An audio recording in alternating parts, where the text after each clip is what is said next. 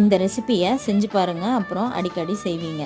ஒரு பேனில் 2 spoon oil add பண்ணிவிட்டு ஒரு 4-5 பல்லு பூண்டை இடித்து ஆட் பண்ணிக்கோங்க. கொஞ்சம் கருவேப்பிலை, ஒரு பெரிய சைஸ் வெங்காயத்தை நல்லா பொடியாக அரிஞ்சு ஆட் பண்ணிவிட்டு நல்லா வதக்கி விடுங்க. தேவையான அளவு உப்பு ஆட் பண்ணிக்கோங்க.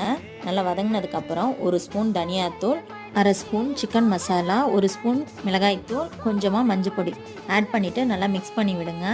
நல்லா மிக்ஸ் பண்ணதுக்கப்புறம் ஒரு 1/4 கப்பு தண்ணி ஊற்றிட்டு நல்லா கலந்து விட்டுட்டு மூடி வச்சுருங்க ஒரு 5 மினிட்ஸு.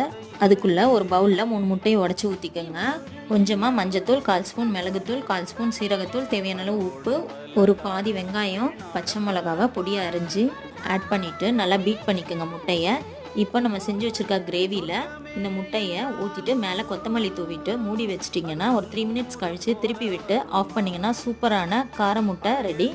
இது எல்லா டிஷ்ஷுக்கும் ஒரு அருமையான சைட் டிஷ்ஷாக இருக்கும். ஒயிட் ரைஸோட சுட சுட பசைஞ்சு சாப்பிட்டிங்கன்னா இதோட டேஸ்ட்டு அப்படி இருக்கும்.